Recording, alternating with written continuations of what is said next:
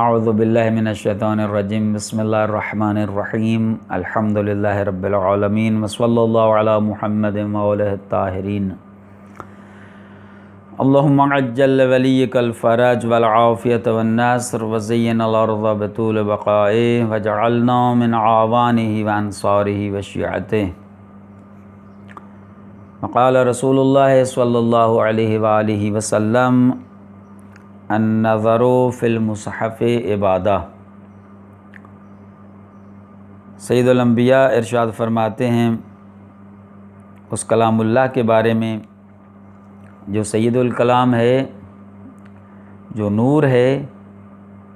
اس کی عظمت کو بیان فرماتے ہوئے یہ بیان کیا النظر فی المصحف عبادہ، ایسی عظیم کتاب ہے کہ جس کی طرف صرف نظر کرنا عبادت ہے، صرف دیکھنا عبادت ہے۔ افضل العبادہ قراءۃ القرآن۔ سید الانبیاء فرماتے ہیں کہ اس عظیم کتاب کی طرف دیکھنا بھی عبادت ہے اور اس کی قراءت کرنا بھی عبادت ہے۔ تو طلاب عزیز، یہ ہمارا ناظرہ تلاوت کے قواعد درس نمبر 4 یہ ہم شروع کر رہے ہیں انشاءاللہ۔ تو ہماری گفتگو چل رہی تھی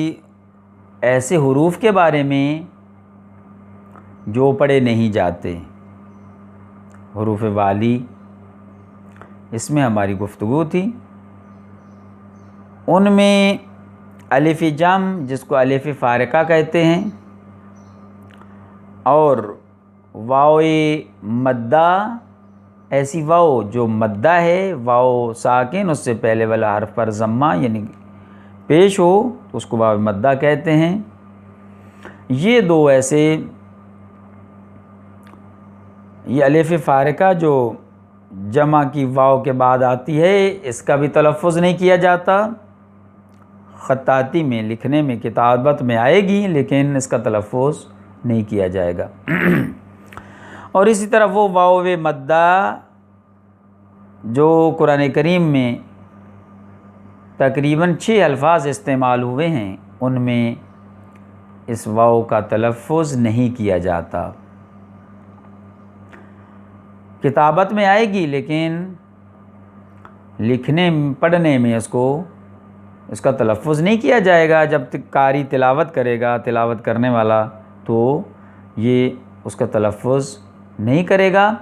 اور اس پر کیا کوئی علامت بھی موجود ہے ان دو حرف کے اوپر کہ وہ علامت دلالت کرے پڑھنے والے شخص، قاری کے لیے، اور تلاوت کرنے والے شخص کی رہنمائی کرے کہ یہ لفظ، یہ دو حرف، اس کا تلفظ نہیں کیا جائے گا، پڑھا نہیں جائے گا، تاکہ جب وہاں وہ پہنچے تو اس علامت کو دیکھ کر وہ یہ قانون سمجھ جائے۔ کہتے ہیں ہاں، بعض قرآن کے بعض نسخوں میں اس الف کے اوپر اور یہ واو جو 6 الفاظ میں، قرآن کریم میں 6 الفاظ ایسے ہیں جہاں یہ واو مدہ آئی ہے، اس کا تلفظ نہیں کیا جاتا۔ اس کے اوپر ایک چھوٹے سی دائرہ 0 یعنی 0 کی طرح ان کے اوپر لکھا جاتا ہے۔ وہ علامت ہے اس بات کی کہ ان الف کا اور واو کا تلفظ نہیں کیا جائے گا۔ تو اسی درس کے ساتھ جو مربوط تھا مشق کے اعتبار سے، وہ سورہ بروج تھی، وہ پہلے بیان ہو چکی، اس کی تلاوت ہو چکی ہے۔ اب سورہ اعلیٰ کی تلاوت باقی ہے، وہ انشاءاللہ ہم کرتے ہیں۔ تو آپ لوگ بھی اس کی قانون کو مد نظر رکھتے ہوئے تمرین کریں، سورہ اعلیٰ کی تلاوت کریں۔ اس کے علاوہ بھی باقی جو بھی آپ کے نظر میں جو الفاظ آتے ہیں، جن کے ساتھ یہ قانون مربوط ہے، آپ اس میں زیادہ سے زیادہ تمرین کریں تاکہ یہ قانون ملکہ کی حد تک آپ کے ذہن میں محفوظ ہو جائیں۔ جب بھی یہ الفاظ آئیں، یہ قانون آپ کے سامنے آئے، وہ الفاظ آئیں تو قانون بھی آ جائے اور فوراً آپ اس کو قانون کو لاگو کریں، رعایت کریں، اس کے مطابق قرآن کریم کی تلاوت کریں۔ تو ہم سورہ اعلیٰ کی تلاوت کرتے ہیں، آپ توجہ سے سنیں، پھر اس کو خود آپ پڑھیں، ایک ایک آیت کی تلاوت کریں اور اس میں دیکھیں جو ہم قانون پڑھ چکے ہیں اور کہاں پر یہ الفاظ نہیں پڑھے جاتے، اس کی طرف آپ غور و فکر کریں گے۔ اعوذ باللہ من الشیطان الرجیم، بسم اللہ الرحمن الرحیم، سبح اسم ربک الاعلی الذی خلق فسوی والذی قدر فہدی والذی اخرج المرعی فجعلہ غثاء نحوا سنقرئک فلا تنسى الا ما شاء اللہ انہ یعلم الجہر وما یخفی وَنُيَسِّرُكَ لِلْيُسْرَى فَذَكِّرْ إِن نَّفَعَتِ الذِّكْرَى سَيَذَّكَّرُ مَن يَخْشَى وَيَتَجَنَّبُهَا الْأَشْقَى الَّذِي يَصْلَى النَّارَ الْكُبْرَى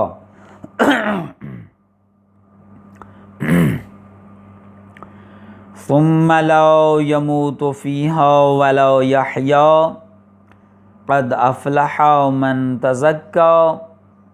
وذکر اسم ربہ فصلی بل تؤثرون الحیاۃ الدنیا والآخرۃ خیر وابقی ان ھذا لفی الصحف الاولی صحف ابراہیم وموسیٰ۔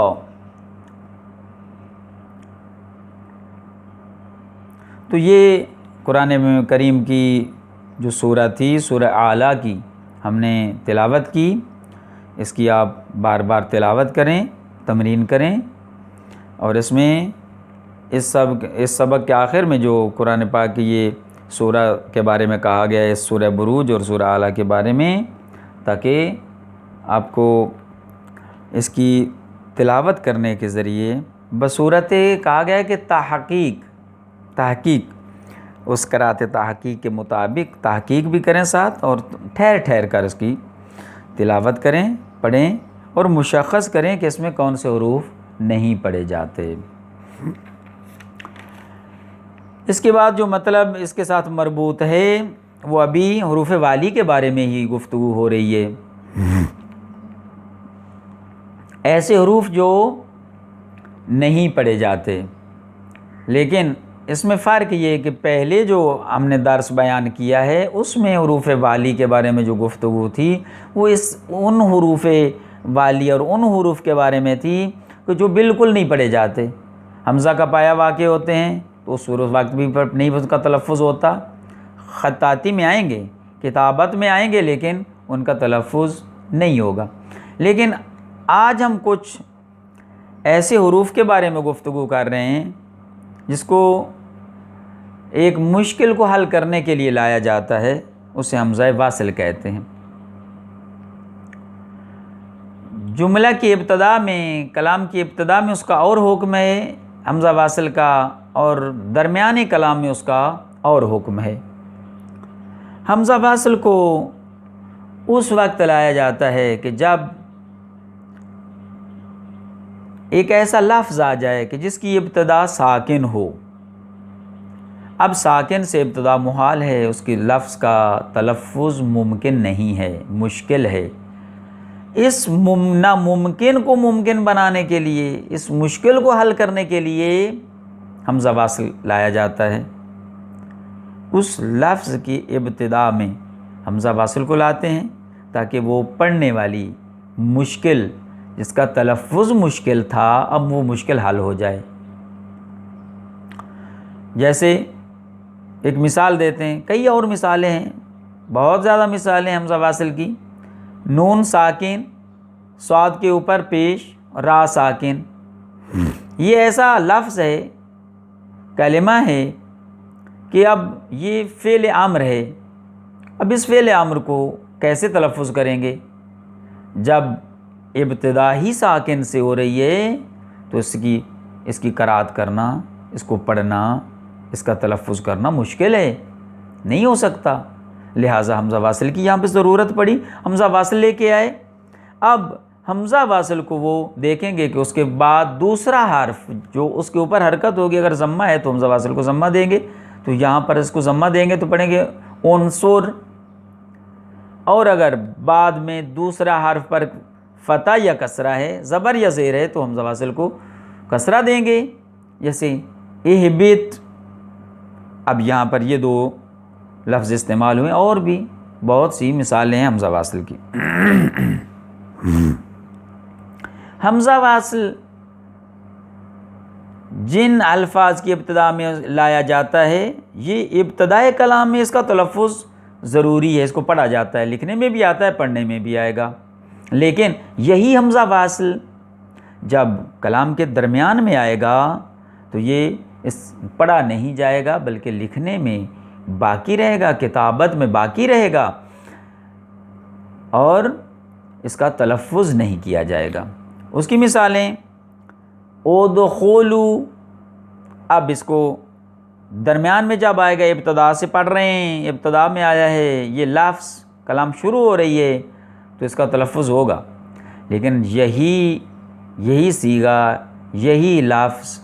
درمیان میں اگر آ جائے کلام کے درمیان میں تو یہ حمزہ واصل پڑھا نہیں جائے گا، اس کا تلفظ نہیں کیا جائے گا، بلکہ کتابت میں یہ باقی رہے گا۔ یا قوم ادخلوا، اب یہاں پر یا قوم ادخلوا پڑھ رہے ہیں، اب یہاں پر حمزہ واصل کو نہیں پڑھا گیا، اس کا تلفظ نہیں کیا گیا۔ حمزہ واصل کے مقابلے میں ایک اور حمزہ بھی ہے، اس کو حمزہ قطع کہتے ہیں۔ حمزہ قطع کا حکم یہ ہے کہ حمزہ قطع چاہے وہ ابتدائی کلام میں ہو یا درمیانی کلام میں ہو، درمیان میں آ جائے، جملے کے درمیان آ جائے، تو ہر دو صورت میں اس کا تلفظ بھی کیا جائے گا، اس کو کتابت میں بھی لایا جائے گا، اور اس کا تلفظ بھی ضروری ہے۔ جیسے ارسلنا،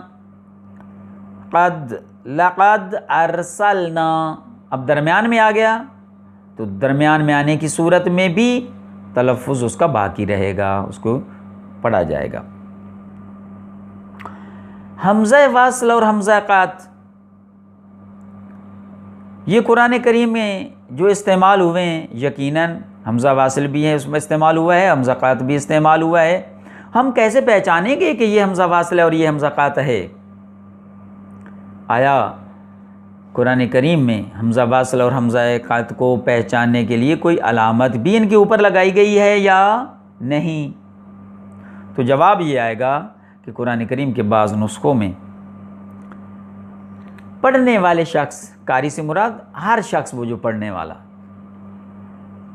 قاری کی رہنمائی کے لیے حمزہ قطع کے الف کے اوپر، حمزہ قطع کے الف کے اوپر چھوٹا سا حمزہ لکھتے ہیں، اور حمزہ واصل کی الف کے اوپر ایک چھوٹا سا صاد کی صورت میں۔ اب یہ جو علامتیں بتاتی ہیں، پڑھنے والے شخص کی رہنمائی کرتی ہیں کہ آپ جو پڑھنا چاہتے ہیں یہ حمزہ واصل ہے یا حمزہ قطع ہے، اس کے لیے مشخص ہو جائے گا، پھر وہ اس کے سامنے یہ بات واضح ہو جائے گی، وہ تشویش میں نہیں پڑے گا، اور ان علامتوں کو دیکھتے ہی جب دیکھے گا کہ اس الف کے اوپر حمزہ ہے تو حمزہ قطع ہے، یعنی اس کا تلفظ درمیان میں یہ تلفظ میں نہیں گرے گا بلکہ اس کا تلفظ کیا جائے گا، اور حمزہ واصل کے اوپر جو علامت کو دیکھے گا تو اس کو حمزہ واصل پڑے گا۔ لیکن قرآن کریم کے بعض نسخوں میں حمزہ واصل، حمزہ قطع کی الف کو بغیر علامت کے لکھا گیا ہے، اور حمزہ واصل کی الف، حمزہ قطع کی الف کو علامت کے ساتھ اور حمزہ واصل کی الف کو بغیر علامت کے، یہ بھی درست ہے، لیکن پتہ ہونا چاہیے قرأت کرنے والے شخص کو کہ یہ علامت کے یہاں پر صرف حمزہ قطع کو علامت کے ساتھ ذکر کیا گیا ہے، لکھا گیا ہے، اور یہ علامت صرف حمزہ قط کو جدا کرتی ہے، ممتاز کر رہی ہے، لہٰذا وہ اس علامت کو دیکھ کر اس سے رہنمائی لے کر وہ قرأت کر سکتا ہے۔ یہ ہم چند کلمات کی قرأت کرتے ہیں جن میں حمزہ وصل اور حمزہ قط استعمال ہوا ہے۔ واضرب، قال اخرج، هو الهدى، رب اجعل، واستكبر، واحلل حق القول، واذكر اسم، قال اذهب من الكتاب عن اليمين، من اتبع، اردتم استبدالا، ان الاولین، وارتابت تلك الامثال، وازلفت الجنہ، لقد استکبروا من الہدی۔ اب یہ وہ ہیں کلمات کہ جن میں حمزہ واصل اور حمزہ قط اور حمزہ واصل دونوں کو ذکر کیا گیا ہے ان الفاظ میں۔ اس کے علاوہ اور بہت سے الفاظ ہیں، دعائیں ہیں، دعا جو پڑھی جاتی نماز کے بعد، اللہم ادخل علی اہل القبور السرور، اللہم اغن کل فقیر، اللہم اشب کل جائع، یہ ساری اس دعا میں آپ دیکھیں اس میں حمزہ واصل بھی استعمال ہوا ہے، حمزہ قط بھی ہے۔ اللہم ادخل، یہ حمزہ قط ہے، اغنی حمزہ قط ہے، اللہم اشفی کل مریض، اس میں حمزہ واصل ہے۔ یہ آپ دعا پڑھیں گے تو انشاءاللہ اس دعاؤں میں اور احادیث اہل بیت علیہ السلام میں اور قرآن کریم میں حمزہ قط اور حمزہ واصل کا استعمال ہے، اور اس کو جب پڑھتے ہیں تو ہمیں پتہ ہونا چاہیے کہ یہاں پہ حمزہ واصل ہے یا حمزہ قط ہے۔ دعا پڑھ رہے ہیں تو پتہ ہونا چاہیے کہ یہ حمزہ واصل ہے یا قط ہے۔ قط کو واصل پڑھیں اور واصل کو قط پڑھیں تو درست نہیں ہوگا، کہ مثلا پتہ نہیں ہے کہ حمزہ واصل ہے تو اس کو حمزہ قط کر کے پڑھیں، یہ درست نہیں ہوگا۔ الفاظ کی ابتدا میں حمزہ واصل پڑھنے کا طریقہ آیا۔ حمزہ واصل کیا فعل کے ساتھ خاص ہے، ایک بعد والا ایک، اور اسی کے ساتھ مربوط ہے، مطلب حمزہ واصل کیا صرف الفاظ وہ کلمہ فعل کے ساتھ خاص ہے یا کلمہ کی تینوں قسم کے ابتدا میں آتا ہے؟ جواب،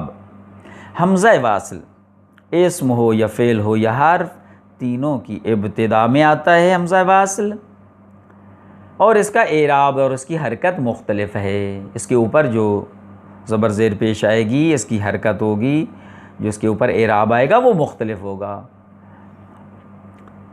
الف لام جو تعریف کے لیے آتی ہے، اس کی الف اور لام، وہ الف جو ہے وہ حمزہ واصل ہے۔ اب یہ حرف ہو گیا،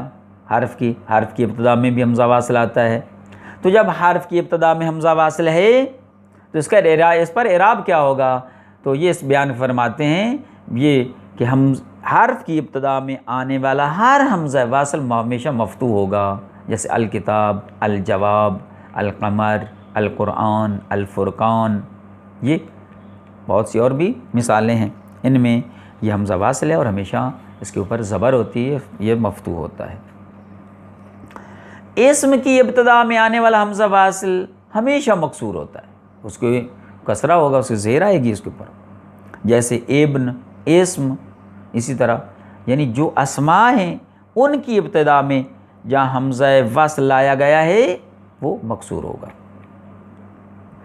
فعل کی ابتدا میں آنے والا حمزہ واصل، اس کے دو اعراب ہیں۔ حمزہ واصل جب لائیں گے اس کے بعد دوسرا حرف اس کا دیکھیں گے، حمزہ واصل کے بعد جو دوسرا حرف ہے اس کے اوپر دیکھیں گے کون سی حرکت ہے، کون سا اعراب ہے۔ اگر ضمہ ہے تو اس کو ضمہ دیں گے، اگر فتح اور کسرہ ہے تو اس کو کسرہ دیں گے، تو دو اعراب آ سکتے ہیں، جیسے افتح، اضرب، انصر، علم، احسب، یہ اس کے علاوہ بھی اس میں بہت سی مثالیں ہیں ثلاثی کی، اور مزید فی میں بھی آتا ہے، ثلاثی مزید فی میں حمزہ واصل آتا ہے، تو اس کا اعراب اس کے تابع ہے۔ اس کے بعد جو چند نکتے ہیں وہ بیان کرنا چاہتے ہیں، اور بہت اہم ترین نکتے ہیں۔ 5 ایسے افعال ہیں کہ جن کا حمزہ واصل مکسور ہے، زیر کے ساتھ اس کو پڑھا جاتا ہے، جیسے اقضو، ابنو، امشو، امضو، ائتو۔ یہ اصل ان کی کچھ اور ہے۔ اس اعتبار سے اب اس کے ظاہر کو نہ دیکھیں کہ ظاہر کو دیکھ کر آپ کہیں کہ اس کے اوپر کسرہ کیوں آیا ہے، زیر کیوں ہے، اس کے اوپر پیش آنی چاہیے، ضمہ آنا چاہیے اس کے اوپر۔ کہتے ہیں نا، اس کی اصل کو ان الفاظ کی، ان کلمات کی، ان فعلوں کی، یہ جو فعل ہیں ان کی اصل اور ہے، اس میں تعلیل ہوئی ہے۔ جب اصل اور تعلیل سے پہلے اس کو اگر دیکھیں گے تو آپ کے لیے واضح ہو جائے گا کہ اس کے اوپر کسرہ لانا درست ہے۔ اصل ان کی یہ تھی، اقضیو، ابنیو، امشیو، امضیو و ائتیو، یہ تھا اصل میں۔ لہٰذا اس کو اصل کو مد نظر رکھتے ہوئے اس کا اعراب یہ درست ہے، اس کے اوپر جو کسرہ آیا ہے۔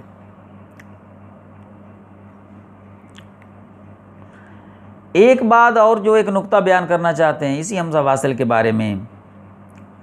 کہتے ہیں کہ کچھ ایسے الفاظ ہیں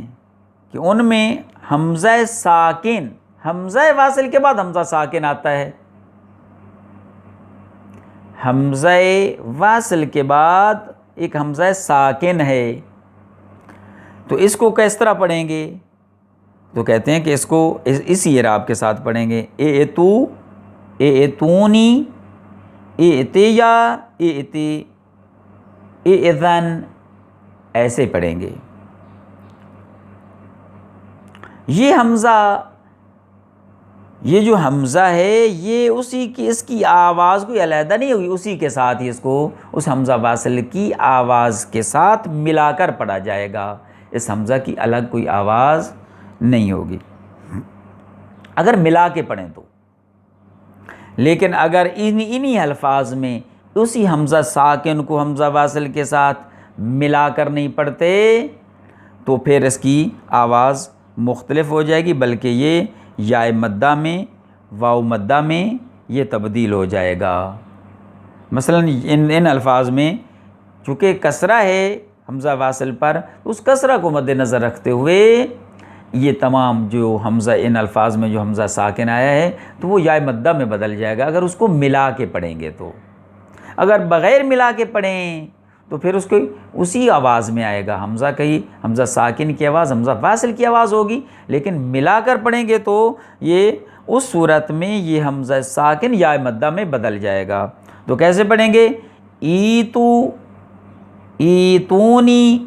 ایتیا، ایتی، ایذن، یہ ایسے ہو جائے گا۔ یعنی کیا مطلب؟ یعنی وہ حمزہ ساکن جو حمزہ واصل کے بعد تھا ما قبل کسرہ کی وجہ سے وہ حمزہ یا میں بدل گیا، یا مدہ ہو گئی، چونکہ یا ساکن ہے اس کے پہلے والا کسرہ ہے تو یہی یا مدہ کا قانون ہے، تو یا مدہ کی صورت میں بدل گیا۔ تیسرا نقطہ وہ یہ ہے، مثلا ایک کلمہ ہے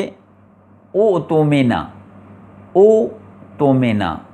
اب ایک حمزہ واصل کے بعد حمزہ ساکن آیا ہے، اس میں کیا کریں گے؟ کہتے ہیں اس میں بھی وہی قانون ہے، اگر آپ ملا کے پڑھتے ہیں تو اس حمزہ ساکن کی آواز اسی حمزہ واصل کی آواز کے تابع ہوگی، اس کے ساتھ اسی آواز میں ہوگا، اس کی الگ نہیں ہوگی۔ اگر ملا کے نہیں پڑھتے تو پھر ملانے کے بغیر پڑھتے ہیں تو پھر اس کی آواز اسی کے تابع، لیکن اس کو اگر ملا کے پڑھتے ہیں تو پھر وہی حمزہ ساکن اس ما قبل حرکت کی وجہ سے واو مدہ میں بدل جائے گا۔ مثلا اوتومینا سے اوتومینا ہو جائے گا، چونکہ اب اس کو آپ ملا کے پڑھ رہے ہیں، جب ملا کے پڑھ رہے ہیں تو اوتومینا، وہ دوسرا حمزہ ساکن یہ کس میں بدل جائے گا؟